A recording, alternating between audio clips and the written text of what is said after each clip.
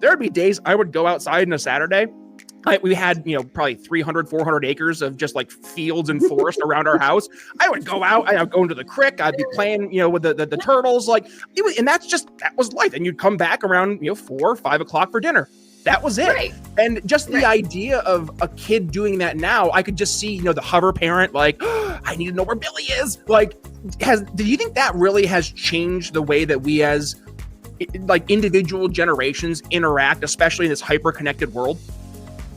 Absolutely, for sure. And I think another component is the technology. Ooh, yeah, tell us that. We've created this whole generation that's used to instant gratification, and they're used to these instant and constant hits of dopamine, because that's what you're getting every time you flick. It's dopamine. By the way, I don't mean to interrupt. I had an employee, he was a Gen Zer, and I'll never forget the Christmas party when I watched him do this. He was sitting on his phone, and an alarm went off. And he actually set an alarm on his phone, and all of a sudden he takes his phone out and he goes, and he's just swiping. And I'm like, what are you doing? And then he puts his phone away. And I was like, what was that? And he goes, oh, you only get so many swipes every 12 hours. So I have an alarm set for every 12 hours that I know to go and swipe. And I was like, bro, what? Instead of focusing on winning arguments, we're teaching the basic fundamentals of sales and marketing and how we can use them to win in the world of politics, teaching you how to meet people where they're at on the issues they care about. Welcome to The Brian Nichols Show. Well, hey there, folks. Brian Nichols here on another fun-filled episode, yes, of The Brian Nichols Show. I am, as always, your host, joining you from our lovely Cardio Miracle Studios here in sunny Eastern Indiana. The Brian Nichols Show is powered by, yes, the best heart health supplement in the world. If you want to learn more how to lower your blood pressure, lower that resting heart rate while improving your pump at the gym, stick around. We're going to talk about that more later in today's episode. But first, we're in the month of June, and believe it or not, it's not just a Pride Month. It actually is something else, Mental Health Awareness Month. And this is a little bit different of a show. We have no narrative. We have no focus beyond just talking about how do we help improve our mental health? And joining me to discuss all that and more today is Lannette West. Lynette, welcome to the Brian Nichols Show. How are you? Thank you. I'm well. Thanks for having me. Great to have you on the show, Lynette. Our good buddy Remzo Martinez, who he's a good personal friend. He's been my buddy for 10 plus years at this point. He had hooked us up here. You were on a reality TV show, MILF Manor, over on TLC, which we are going to talk about. But there's a lot more about who you are and, again, how it weaves into this overarching story of mental health awareness. We had our good buddies, Spike Cohen here on the show back a year ago, talking about what the White Flag app, which is a tool for folks. It's better than BetterHelp. It's actually a crowdsourced mental health resource. And the idea of mental health awareness, right? It is something that I'm so glad to see get raised up, especially over the past 10 years or so, but still an area where a lot of folks just either don't talk about, Lynette, or are frankly uncomfortable talking about. So I think, for today's conversation, there's a lot we can unpack. But before we dig into things, do us a favor, introduce yourself here to the Brian Nichols Show audience. And of course, let's touch on your role over on the reality show there on TLC. For sure. Well, thank you. Well, I'm a 52-year-old single mom with 2 adult children. I've got one in college, and I'm just trying to do the best I can as gracefully as possible. It's tough some days, but I work in IT. I've been in IT for about 30 years now. It's kind of amazing. And I somehow fell into a reality show. It was not something I sought out. It was something that just kind of came to me. And how does that happen? A scout found me on Facebook and slid into my DMs, and I thought it was a scam, and I was bored, and I was like, okay, yeah, right. So I started chatting with her, and the more I chatted with her, the more I was like, God, these scams are really sophisticated. They're really good. And then it eventually became clear that it wasn't a scam, that it was legit. So what did that process look like? Because, let's just be real, 99.5% of us listening here in the show today have never been approached to join a reality show. And candidly, I don't know if we ever will. So just kind of give us the lowdown. What does that world look like, going from them sliding into your DMs to you actually appearing on the show? What all happens between there, and what happens behind the scenes? Yeah, there's a lot. I didn't realize quite how comprehensive it was. But once I got hooked up with the casting director, I did a Zoom audition. So everything was done online. Now, granted, this was kind of post-COVID stuff. So I just did like a 15-minute, she would ask me questions and record my answers.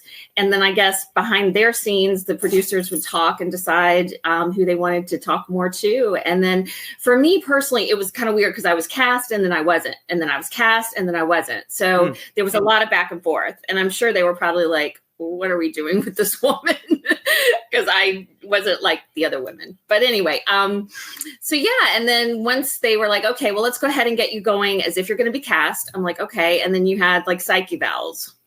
Clearly, they didn't do a very good job with those. But we did speak with a psychiatrist, a psychologist, and they were very helpful and very sweet. And then we had blood testing, and they like checked all our vitals to make sure we were healthy and that we were disease free. Wow. And yeah, I mean, it was pretty comprehensive. And then I finally got the green light about 36 hours before I had to be in Toronto. And then filming started 2 days later. And it was a full-scale production. I was really impressed. I mean, every morning we were audio mic'd. We had these the little mics that sat like in between our boobs, and it had the little furry things on them. And we weren't allowed out of our rooms until we had audio.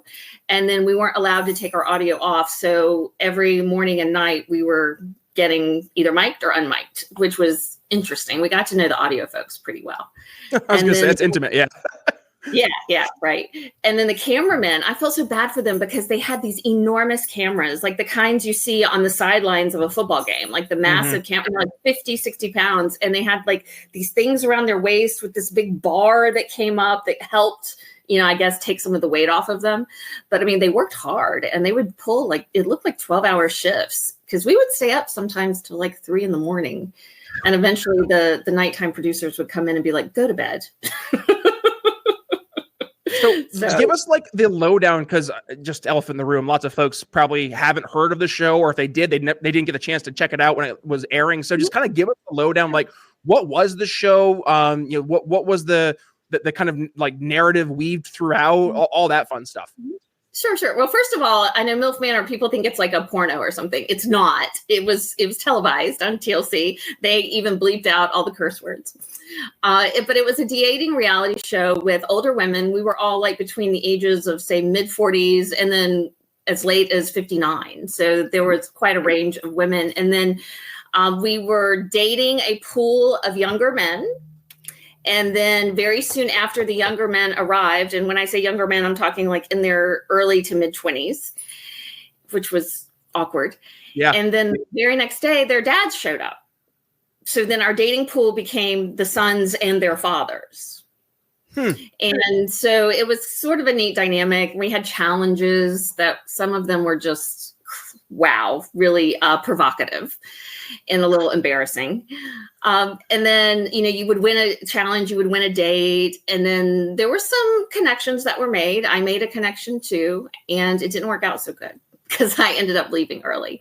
But some of the connections did work out, maybe not long term, but yeah, it was a lot of fun. I think it's worth a view. And there's a lot of layers and depth to it because there was one father-son combination that they hadn't seen each other in like 5 years. And then they were just thrown together on the show. So it was kind of cool to see that whole dynamic and understand their relationship a little bit. Yeah. So it's many layers to it. It's topical, but it's also, has some depth. So how much of what the audience got to see on screen was accurately representative of what happened in real life as you're filming it? I would say probably 90 to 95%. Wow. I mean, no one tells you what to say. Now, are there producers on the ground, on site, kind of guiding things, saying, hey, Lynette, I see Anthony's in the room with Rebecca. You might want to go check on that. And then I would go and then they would record my reaction. That was like the most manipulation that they would do. And all your words are your words. They certainly don't tell you what to say. Now, do they orchestrate situations where things might bubble up? Sure, they do that. But everything was fairly authentic. And I think the editors did a really nice job. There was a lot left on the cutting room floor, though, because there's a lot that went on that, just due to time constraints, they couldn't show. Good stuff, bad stuff, kind of in between? Drama. Okay. Confrontations and things like that. Because most people, when we watch like reality TV shows, I think there is somewhat of an understanding that, okay, I'm watching almost a funhouse mirror version of what actually took place. And you know, we enjoy it, right? Like, we enjoy the drama, we enjoy the dynamics, but it does create this borderline like false impression of real life. And I see this kind of seep into real culture, where I remember back when I had a sales team, back when I was over in the Philly market, and like one of the girls there, she was all about Jersey Shore. Like, I mean, it was what was it, Thursdays? They called it Jers Days, right? Like, it was a whole thing, and she was obsessed with it. And I could see some of the verbiage, the culture from the show, which obviously was being, you know, fluffed up and made to be more than it was, but it started to seep into real life stuff. Did you notice like the feedback from the show? Did you hear from any folks saying like, hey, you know, I enjoyed it so much, I kind of took that approach, or like I started dating younger men, or anything therein? Yeah, I don't know that if it was a product of the show, or maybe the show was more representative of what's really going on in the world. Because, interesting.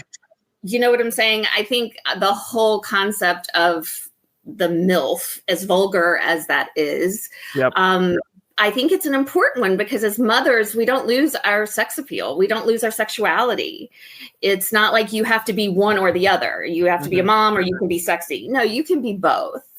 And then tying in with the younger folks, I mean, that's more like a cougar thing, right? And there is a distinction between cougar and MILF. Let's not get the terms confused, right? And outline that for us, please. Well, yeah, because, well, a MILF, I mean, they could be pursued or pursuing any age of person, but a cougar is very specific to an older woman, younger man. So cougar's a little more specific. And there are sort of derogatory connotations with both, but we like to have fun with it. And I did get a lot of feedback on DMs from folks saying, oh, you know, me and my husband, or me and my wife, we're 22 years apart and it worked out, and things like that. So I'm not sure what came first, the chicken or the egg here, but I think there really is a thing about the whole younger man, older woman thing, for sure. I've been approached by quite a number of young guys, and I'm like, oh my God, my son is older than you. No. So right there, I want to dig into that. That is the part I was curious about. Like, what was the feedback from your boys? Well, yeah, my son has just turned 28. He was fairly indifferent. Like, he's like, yeah, mom, whatever. Like, my mom's crazy. She'll do anything. I don't know what she's doing. So he was pretty dismissive. My daughter, who's 18 now, she was 17 at the time, actually encouraged me to do it. I was a little concerned about how she might feel. I didn't want to embarrass her, or, you know, have her friends or people at school say, oh my God, your mom's on TV, you know, that kind of thing. And she's like, that won't bother me. She's like, go ahead, mom. She's like, how many people have the opportunity to do this? And she's kind of the same philosophy I am. I don't regret the things I do, because even if it turns out to be a mistake, there's still value in that experience. I regret things that I don't do. So I was like, you know, throw caution to the wind. Let's try it out. Now, it's worth knowing, I didn't know it was MILF Manor until the day before filming started. Wait, what? Yeah, important detail. Because you think? Sure. Yeah. It was like top secret. They didn't want anyone to know that they were doing a season 2 of MILF Manor. So it was top secret. They didn't even tell us that it was MILF Manor. So what did you think you were getting yourself into? Just a dating show. We were told it was called Northern Love. It was filming in Canada. So we were like, okay, that makes sense. You know, did not even think about it being associated with MILF Manor until the producer came in and said, don't you want to know what show you're on? And I'm like, what are you talking about? And he's like, MILF Manor season 2. And I just was like, oh my God, I'm going to get fired. Like, that was my first thought, was I was going to get fired. And anyway, they talked me down, and everything worked out fine. But why did they wait until the last minute to share that with you? You think that'd be a very important detail to raise up before, you know, you go through all that process? Well, I'll give them the benefit of the doubt. Instead of thinking if they told you up front, you wouldn't do it, I'm thinking they did it just to be secretive and confidential, because we all signed NDAs. We couldn't talk about it. We weren't supposed to say anything about it. And they just wanted to keep it quiet. And that's why I think they did that. You mentioned being afraid of getting fired. What was the feedback from your work? Surprisingly, very little feedback. Really? Now, before I left, I did a conflict of interest inquiry with HR to give them a heads up, and because I was compensated for it. And obviously there's no conflict there. But they were like, yeah, they just said, don't say the name of the company you work for or the industry you work in. And so I was like, okay. And then my bosses are incredibly supportive people. So it didn't surprise me one bit that they were just very positive about it. I didn't necessarily broadcast it. A couple of the people knew about it, but not a lot. Or if they did, they didn't let on. Because I suppose that would be kind of an awkward conversation to have. Yeah, a little bit. Well, it's funny because so folks might not even know this about me. I, along with doing the Brian Nichols Show, I have a few other podcasts that I've been a part of, either as a host or as a producer. One of the podcasts I was a producer for was a podcast that my old coworker Tom and his cohort Pam led. It was called The Talking Phase. Both Pam and Tom are in their late 50s, and the idea was talking about dating later in life. And I was the producer behind the scenes, right? I was pushing all the buttons and stuff.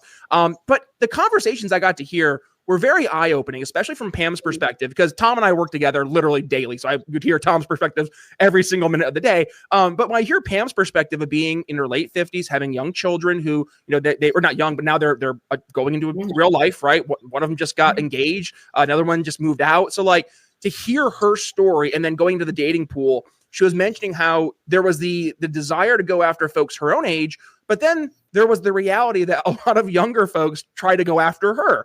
And she said that it was very difficult because of the two reasons, right? One was because she looked at them kind of as her kid, but also the context of what she experienced and kind of like what her world was at their age relative to what their experience has been. It's night and day. Did you notice that as well?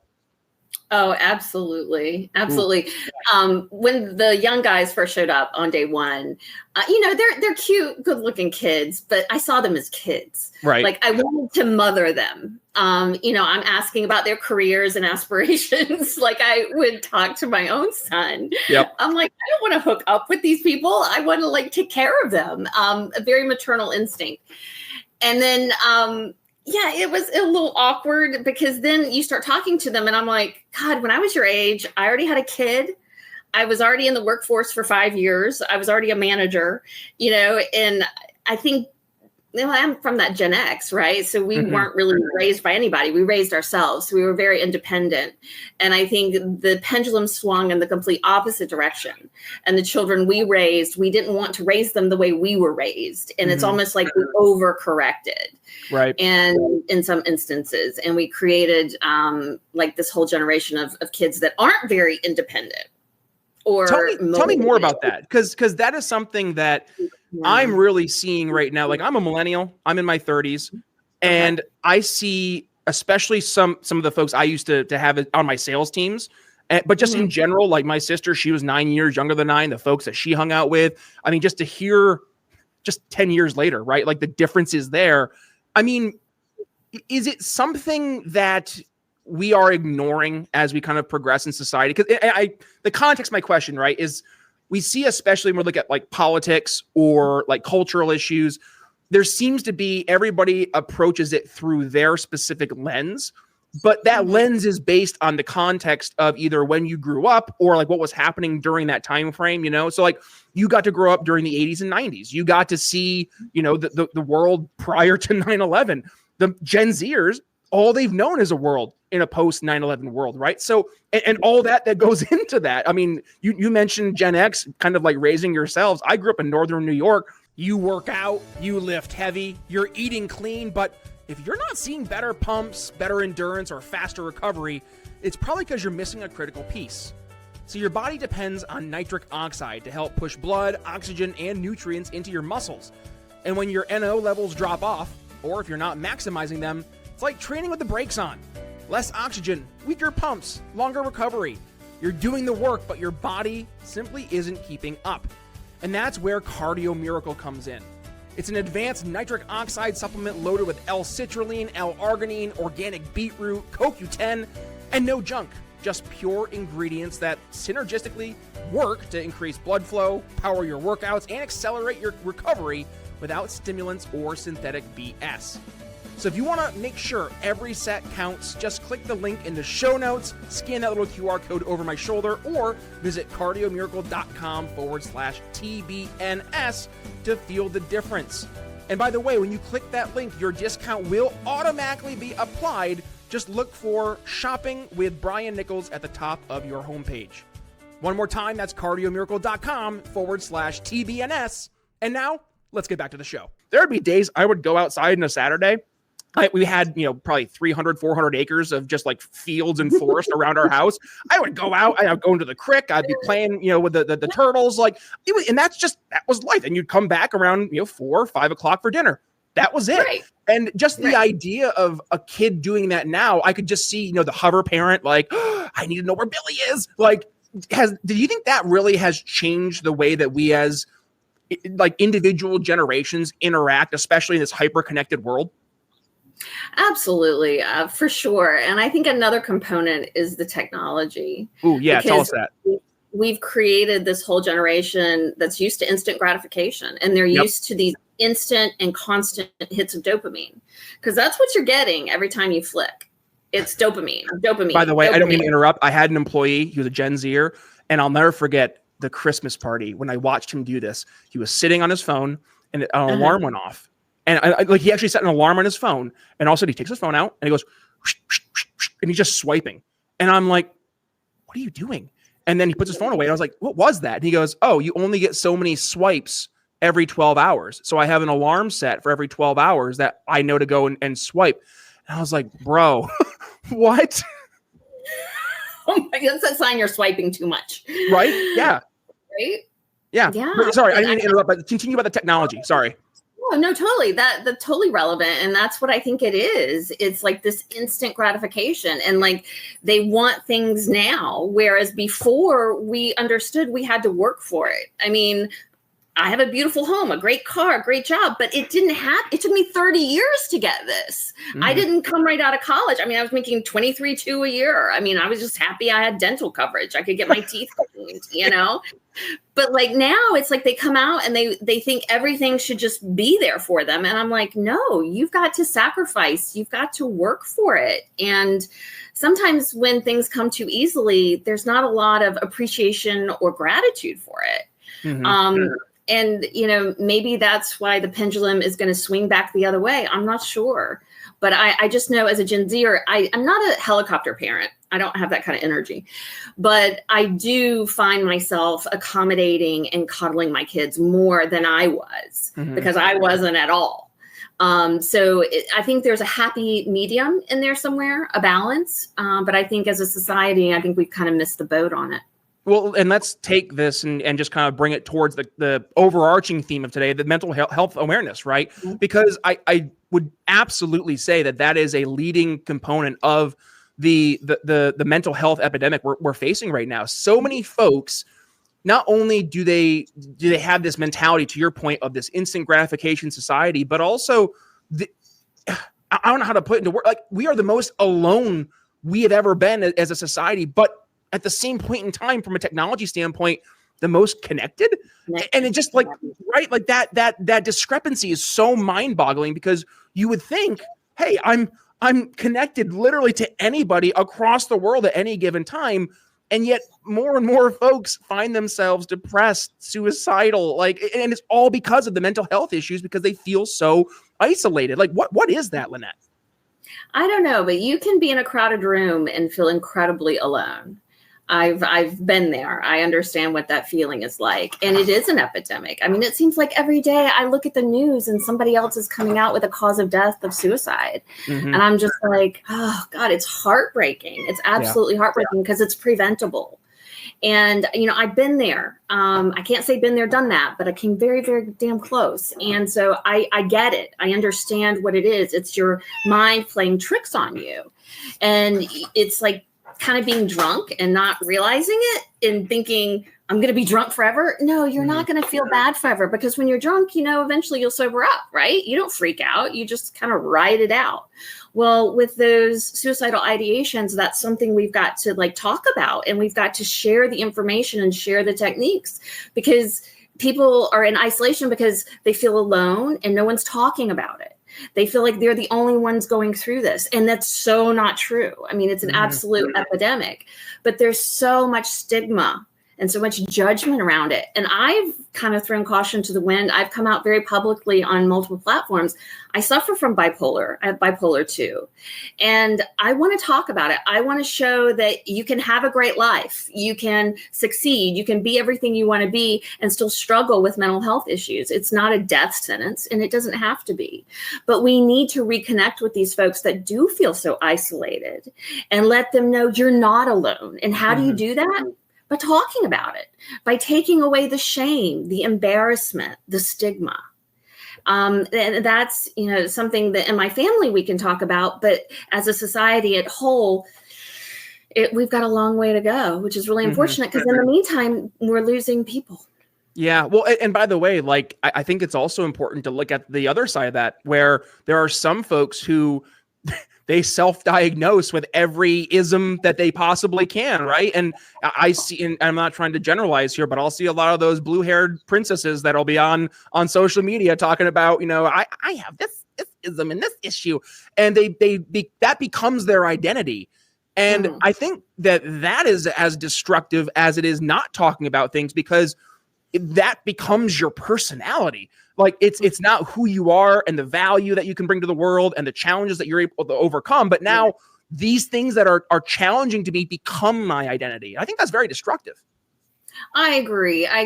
There's one thing in saying I have bipolar. It's another thing to say I am bipolar. Yes. And I try to be very careful and say, this is a condition that I have. It's a chemical imbalance in my brain. It's just like any other organ that gets out of whack.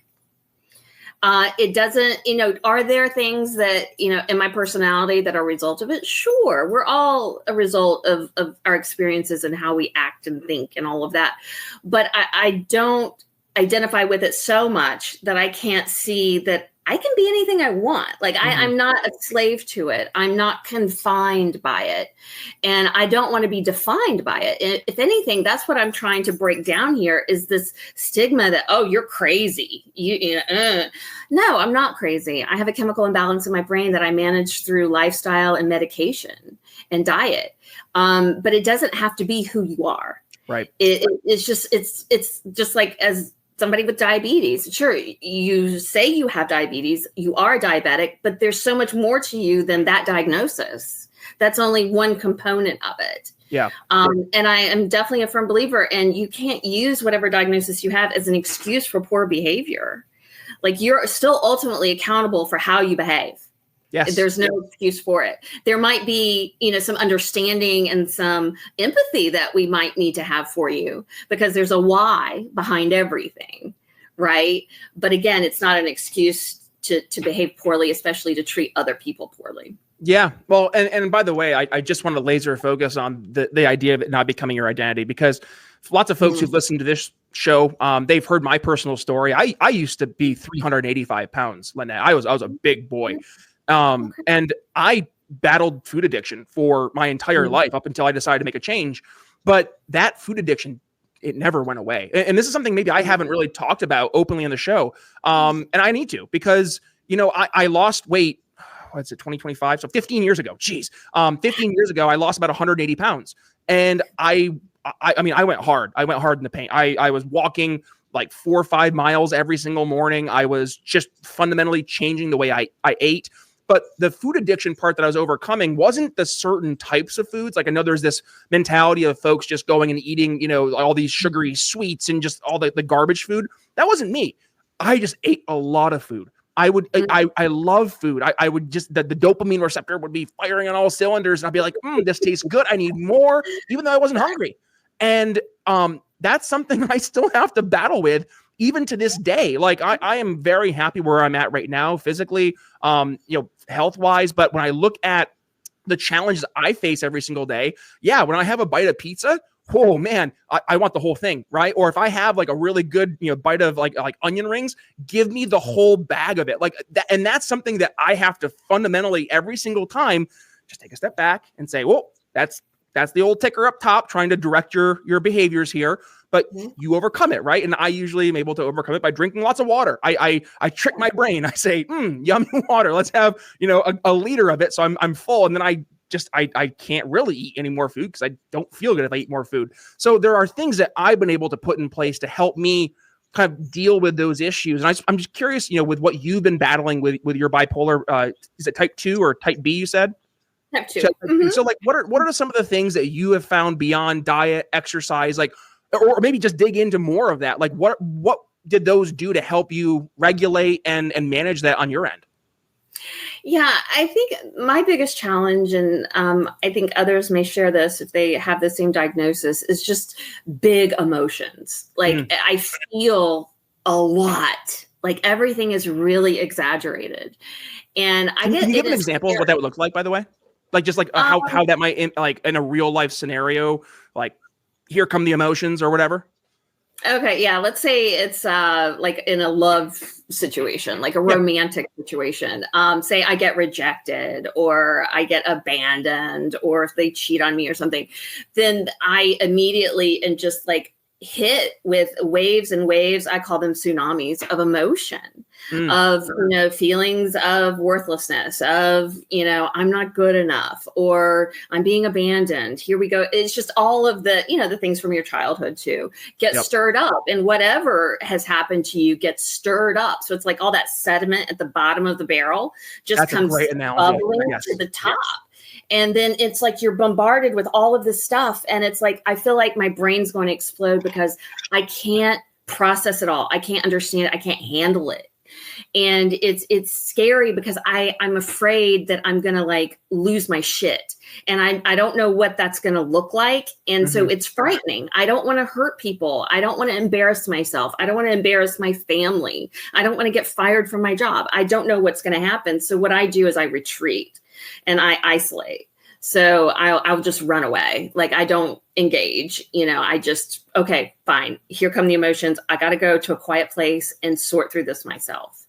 And so, and it happens, sometimes it can happen quickly. They call that rapid cycling, where you can have these big emotions and then you can have the really big depressive emotions. So you can have the ups and then you have the downs. And that's incredibly confusing and overwhelming for an already taxed brain to deal with. No kidding. Well, let's kind of, as we're going towards the other side of the conversation here, and I don't mean to dig into some not so great, I mean, even more not so great stuff. I know when we first had connected, you had mentioned how you had a history of domestic abuse, and I'm going to just, set the stage here. I'm almost going to guarantee that that's impacted some of those different, emotions and stuff that you've held inside. I mean, are you comfortable talking a little bit more about that? Yeah. I mean, I grew up in a very violent home where my father abused, beat, pretty much terrorized my mother. My mom gave back a fair bit too. She was no shrinking violet, that's for sure. But that just gave way to just a very violent, tense environment. And so my earliest childhood memories are, things breaking and people screaming and me not being able to help. And it just, I don't have a lot of memories of my childhood, I'll be honest, because I think my brain kind of shut that part of it down. But interestingly enough, it set my default settings for that. And so it was really no surprise that I ended up in a romantic relationship with my ex-husband in an abusive situation. So, unfortunately, you gravitate towards what's familiar because it's comfortable, even if it's bad, even if it's awful. It's still what your nervous system knows. So it knows how to survive in that environment. So it gravitates towards it. It's ironic because you would think, oh, you would never want to repeat what happened with your parents. Well, not on a conscious level, of course not. But on a subconscious DNA, nervous system level, that's what you gravitate towards unless you're aware of it. I didn't know that's what I was doing because when I met my ex-husband for the first time, I got butterflies and my knees went weak and my palms started sweating. And I thought, this is the man I'm supposed to marry. He gave me... That was my nervous system going, uh-oh, we've seen this before. We're not sure about this. Like, okay, this feels good because it's familiar, but it doesn't mean it's right. Mm-hmm. You know? So It's how kind of- how did you, I guess is the better question, kind of have that moment of introspection and be able to realize that this was what was happening, and not only to address it, but then openly come on shows like this and talk about it, like, and not feel that shame, that, you know, whatever it may be, but to just feel open, honest, and comfortable in doing so? Well, I've been thinking about this for a while because I went through an addiction, and I went through like 4 or 5 years of pure hell. And I'll be 1,000 days clean on July 18th, by the way. Congratulations. So, thank you. So that was definitely a low point in my life. And it kind of motivated me to ask, why? Why have I been through all these things in my life? There has to be a reason. There has to be something bigger. I have to make sense of the suffering. It can't just be, I suffer, die. You know, Right. I needed to give that meaning and give it a purpose. And what I came up with was being able to talk about it, being able to share it, being able to say, this is what I've been through. This is how I survived. This is how I've excelled. You can do it too. You're not alone. And what that does selfishly for me is it gives me meaning and purpose behind all of the suffering, and it helps me make sense of it. And so I probably should have more shame and embarrassment, but I don't. I mean, I've got a big mouth. I like to talk about it, you know, and because people are like, why are you airing all your dirty laundry? They're confused. And I'm like, you don't get it. Yep. You're probably not one of my people. And that's okay. At some point you will. You're just at a different place in your journey than I am. I'm at a place where I'm ready to talk about it, where every time I do share about it and then I go downstairs and grab some water, there's a lightness to my step. Like, it's literally unpacking the baggage in the back of my brain. It literally lightens the load.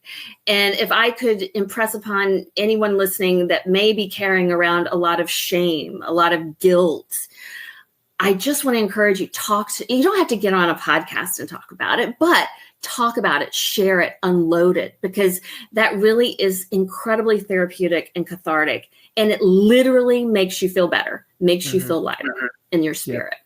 And, you know, you mentioned your battle with addiction. I've told my audience, several times here in the show, just to remind folks, I battled addiction myself. I'm now going on July 4th of 2025 will be 4 years where I've had no alcohol.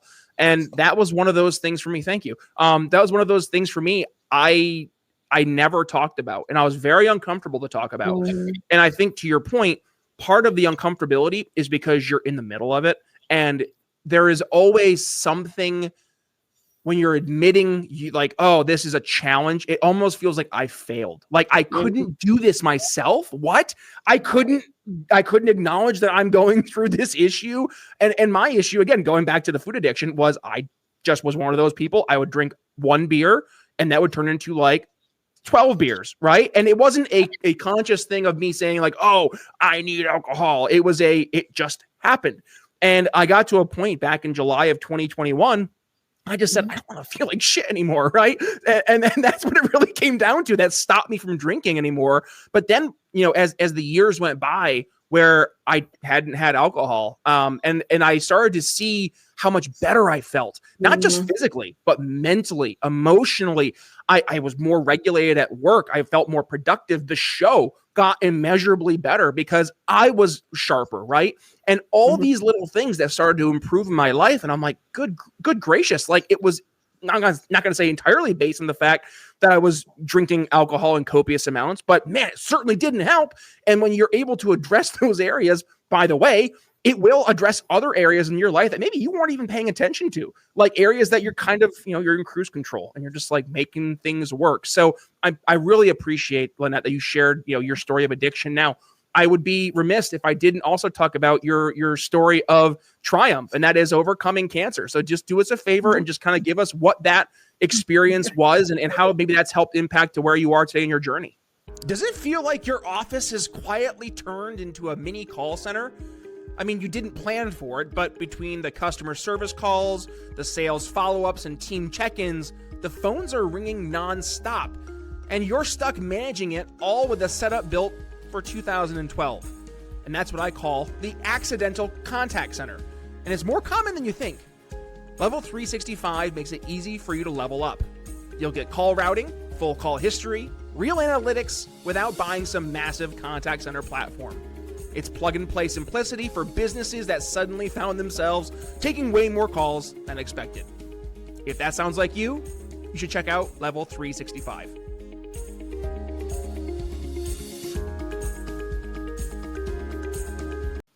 Yeah, it's not funny, haha. It's kind of ironic because sometimes I even forget to talk about it because, as I say, it doesn't really register on the Richter scale compared to some of the other experiences that I've had in my life. Wow, you get cancer, and that's like lower on the list. How bad it's been. No, but in 2009, I had just separated from my ex-husband, the father of my children, and found out that I had stage 1 cervical carcinoma.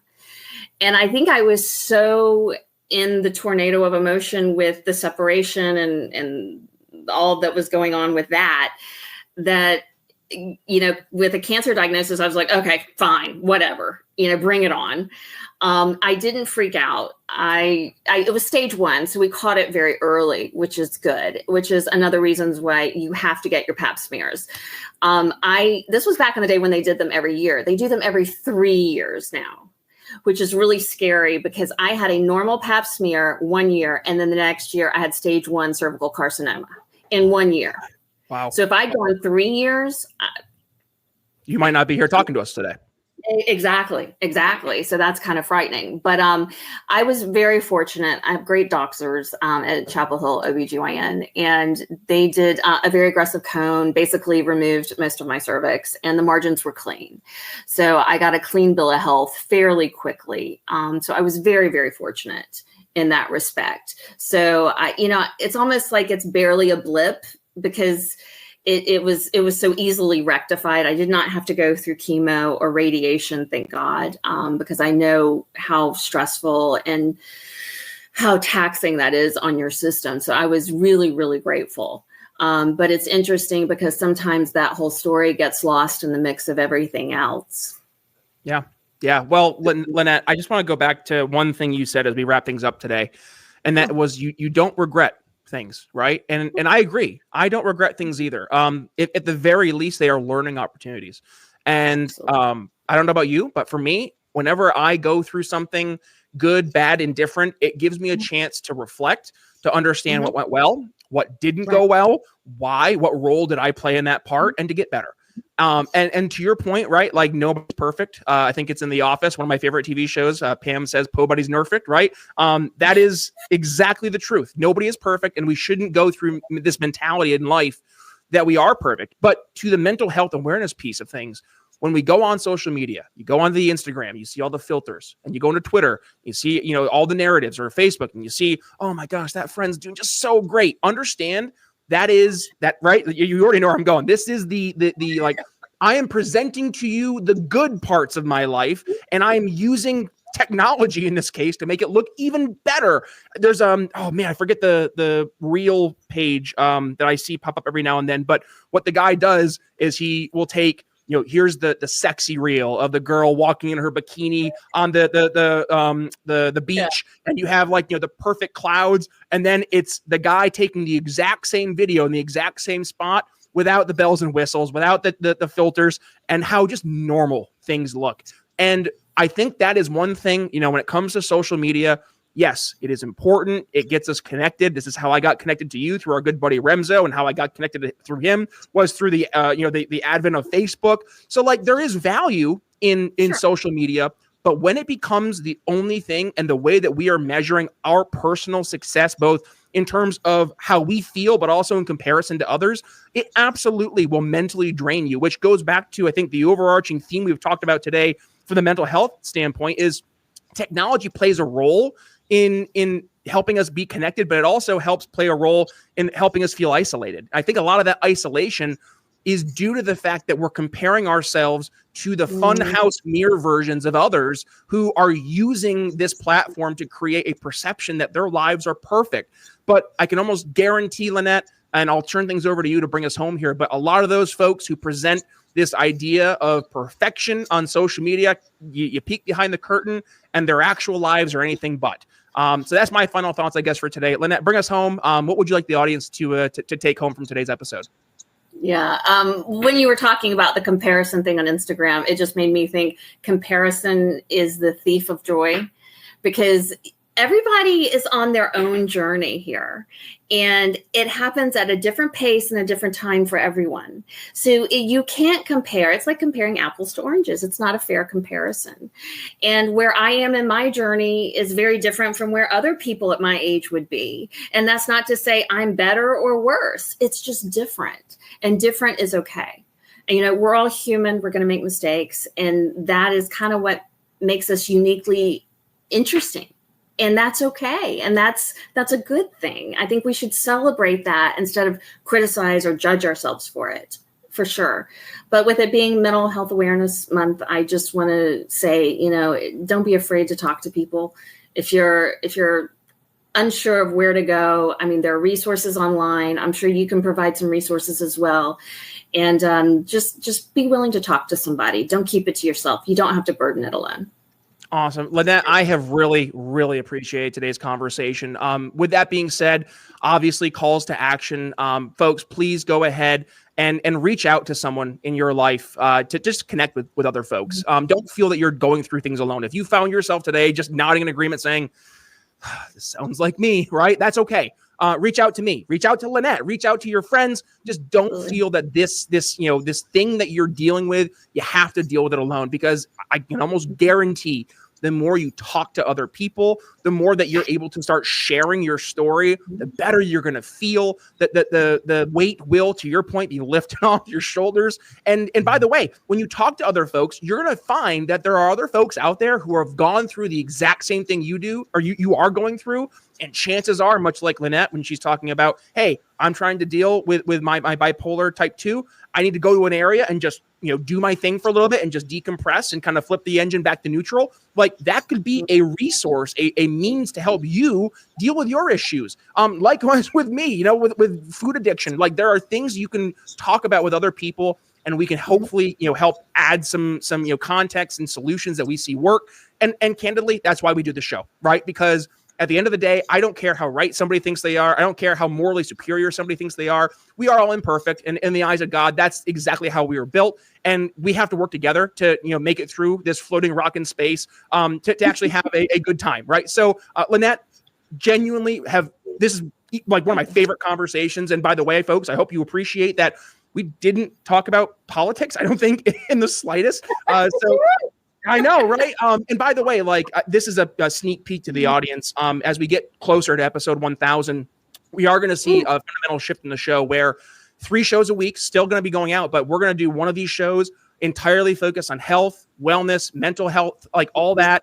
The second show will always be about politics, culture, but the third one's going to be more about business, technology, somewhere in there, because those are things I care about. And frankly, those are things I get a lot of value from talking about. But I hear from the audience, they're like, dude, that mental health episode, like that spoke to me. Or, I had Josh Hewlett from Cardio Miracle, one of our sponsors here. He was on the show. He was talking about, he was doing, I think it was 20,000 steps a day, and he lost like 100 pounds in 8 months. Like, right? Like, that stuff is just, those stories have so much more impact than hearing about, oh man, another country thousands of miles away is doing something horrible to another country that's thousands of miles away. And I'm going to make you feel bad about this because it's happening and you can't do anything about it. Like, let's control what we can control.